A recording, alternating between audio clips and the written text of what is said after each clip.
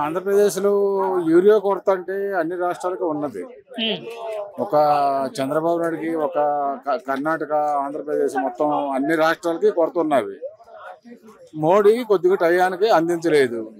వాళ్ళకి కొద్దిగా అవసరం ఉన్నప్పటికీ కూడా అందలేదు. కానీ ఇప్పుడిప్పుడే మెలుగు అందుతుంది. వాటి గురించి ఏం పర్వాలేదు. అందరికీ పంటలు అన్నీ మంచిగా అన్ని చేసుకుంటున్నారు. యూరియా కొరత కూడా లేదు. ఇప్పుడుకి తీరిపోయింది, బాగానే ఉంది. కానీ చంద్రబాబు నాయుడు చేసిన డెవలప్ ఎవరు కూడా చేయలేరండి. ఏ రాష్ట్రం కూడా చేయలేదు. ఎందుకనంటారు? ఒక హైదరాబాద్ చూసాం కదా. మరి ఒక హైదరాబాద్ చూసినప్పుడు ఆంధ్రప్రదేశ్లో ఎంత ఘనంగా చేసిన ఆయన ఆంధ్ర రాష్ట్రంలో ఎందుకు చేయలేడు? ఆయన విజన్ ఇచ్చాడు. ఏమిచ్చాడు? 2047. ఆ విజన్కి చూడాలి కదా. ఒక రాత్రి అయిపోవాలంటే అవ్వదు కదా. ఇప్పుడు విజయవాడ, విశాఖపట్నం మొత్తం మెట్రో రైలు కూడా ఆ ప్రాజెక్ట్ అవుతుంది. ఆ ప్రాజెక్ట్ కూడా చేస్తున్నాడు ఆయన. రీసెంట్ గా మాజీ మంత్రి అంబటి రాంబాబు గారు ఒక మీడియా ప్రెస్ మీట్ ముందు మాట్లాడుతూ, చంద్రబాబు ఈ జన్మలో నువ్వు అమరావతి రాజధాని కట్టలేవు, నీ వల్ల చేతకదని చెప్పి మాట్లాడుతున్నారు. దానికి మీ సమాధానం ఏంటి సార్? ఆయనకు తెలుసు కదండి. అసలు నాకే అర్థం కాలేదని అన్నాడు ఒక ప్రెస్ మీట్ పెట్టి. పోలవరం ప్రాజెక్ట్ సంబంధించి డయాఫ్రమ్ వాల్ అది నాకే అర్థం కాలేదు అన్నాడు. అటువంటి మినిస్టర్ ఆయన ఏం చేస్తాడు? అందుగురించే కదా జనం తరిమి కొట్టారు కదా. అందు గురించేని ఆయనకి ఆయన డ్యాన్సులకి ఆటకి తప్ప దేనికి పనికిరాడు. అంబటి రాంబాబు అంటే వేస్ట్ ఆయన. మరి అంబటి రాంబాబు గారు మాటికి కూడా ప్రెస్ మీట్లు పెట్టేసి కూటమి ప్రభుత్వం పనితీరు బాలేదు, మెడికల్ కాలేజీలు ప్రైవేట్ పరం చేసేస్తుంది, ప్రభుత్వం అసలు రైతులు పట్టించుకోవట్లేదు, అభివృద్ధి లేదు, సంక్షేమం లేదని చెప్పి మాట్లాడుతున్నారు కదా. ఇవన్నీ కూడా ఎంతవరకు వాస్తవం అంటారు? ఇటువంటి మాటలు మాట్లాడారు. అవన్నీ అబద్ధాలండి. అంబటి రాంబాబు గాని అందరూ అబద్ధాలు. ఇప్పుడు స్పీకర్ అయ్యన్న పాత్రుడు ఏం చెప్పాడు? అసెంబ్లీ రండి, మీకు కూడా టైం ఇస్తానని చెప్పారు కదా. మరి ఎందుకు అసెంబ్లీకి ఎందుకు వెళ్ళరు? అసెంబ్లీకి వెళ్ళాలి కదా. అసెంబ్లీకి ఎందుకు వెళ్ళరు? 60 సార్లు చూస్తారండి. ప్రతిపక్షవాద ఎవరో ఇచ్చింది కాదు, ప్రజలు ఇవ్వాలా. ప్రజలు జగన్మోహన్ రెడ్డి గారు ప్రతిపక్ష హోదా ఇస్తేనే నాకు మైక్ దొరుకుతుంది, నేను ప్రజా సమస్యల మీద చాలా అనర్గళంగా మాట్లాడగలను, సమస్యలను లేవనెత్తగలను చెప్పి ఆయన చాలా బల్లగుద్దినట్టు చెప్తున్నారు. మరి కూటమి ప్రభుత్వం నుంచి కూడా క్లారిటీ రావట్లేదని చెప్పి ఆయన రీసెంట్ గా కూడా ప్రెస్ మీట్ పెట్టి మాట్లాడారు. ఏది వాస్తవం అంటారు? ప్రతిపక్ష హోదా ప్రజలు ఇవ్వాలండి. ఆయనకు 11 సీట్లు వచ్చావి. అంతకుముందు 23 సీట్లు వచ్చినప్పుడు ఏమన్నాడు జగన్?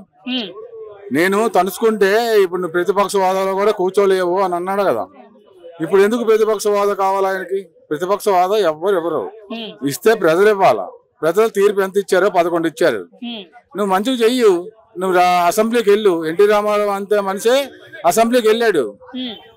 నువ్వు వెళ్ళు, అసెంబ్లీకి వెళ్ళు, నువ్వు గట్టిగా మాట్లాడు. అసెంబ్లీకి వెళ్తే ఎవరైనా ఇస్తారు. గంట కాదు 2 గంటలైనా ఇస్తారు.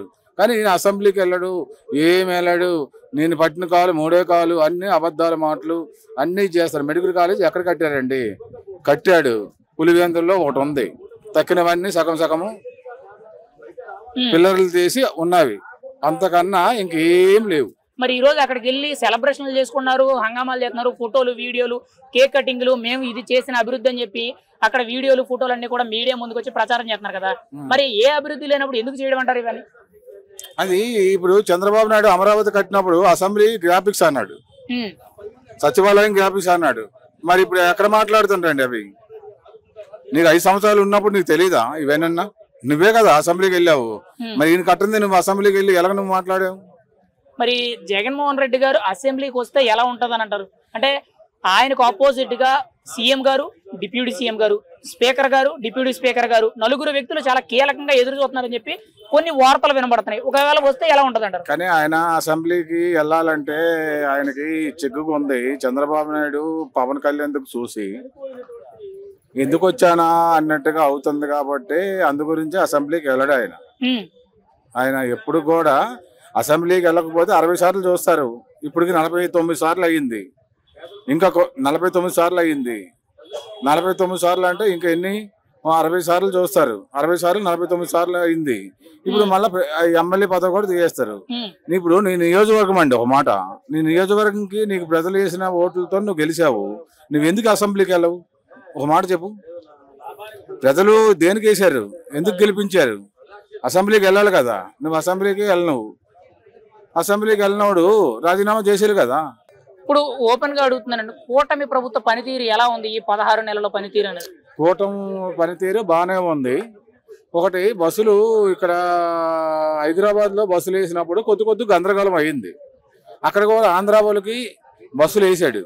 మొత్తం అంతా బాగానే ఉన్నారు, అందరూ మంచిగా చెప్తారు. చిన్న డ్యూటీలు చేసుకున్న వాళ్ళు 1500, 2000, 5000 వచ్చిన వాళ్ళు కూడా బస్సుల్లో వెళ్తారు. కానీ బస్సుల్లో ఒక కండక్టర్ పెట్టాలి, అంటే ఒక కానిస్టేబుల్ పెట్టాలండి. కొట్టుకుంటున్నారు అక్కడ. కానీ పెడితే కొద్దిగా దీనివల్ల కొద్దిగా కంట్రోల్ అవుతుంది. కానీ ఫ్రీ బస్సు పథకం మంచిగా ఉంది. కానీ కొంతమంది గిట్టనోళ్ళు మాట్లాడతారండి, రాష్ట్రం మొత్తం చేశాడా? జగన్ ఏమన్నాడు? ఫ్రీ బస్సు పెట్టలేదు అన్నాడు. ఇంట్లో ఎంతమంది ఉంటే అంతమందికి డబ్బులు ఇస్తాను అన్నాడు, అవి ఇవ్వలేదు అన్నాడు. మొన్న కళ్ళుండే చూస్తాడా, కళ్ళు లేకుండా చూస్తాడా? నటించడమే తప్ప నటన ఏం రాదు ఆయనకి. ఇప్పుడు ఫ్రీ బస్సు పెట్టాడు, ఫ్రీ బస్సు అమలు అయ్యింది. గ్యాస్ సిలిండర్ ఇస్తాడు, తల్లికి వందనము. నువ్వు ఉన్నప్పుడు, నీ ప్రభుత్వం ఉన్నప్పుడు అమ్మఒడి ఒకరికే వేసావు. ఇప్పుడు తల్లికి వందనము 5 ఉంటే 5కి, 6 ఉంటే 6కి, ఎంతమంది ఉంటే అంతమందికి డబ్బులు వేసాడు. చంద్రబాబు నాయుడు పనితీరు మన ఒక హైదరాబాద్ నుంచి మనకు తెలిసిపోతుంది. ఆంధ్రప్రదేశ్ ఎక్కడికో వెళ్ళిపోద్దండి. అది ఇంకా 3 సంవత్సరాల్లోన రాజధాని అయిపోతుంది. పోలవరం కూడా 2006లో ఇస్తామంట కదా, 2006లో అయిపోతుంది. మరి నీకు అన్నీ తెలిసినప్పుడు నువ్వు ఎందుకు పోలవరం చేయలేదు?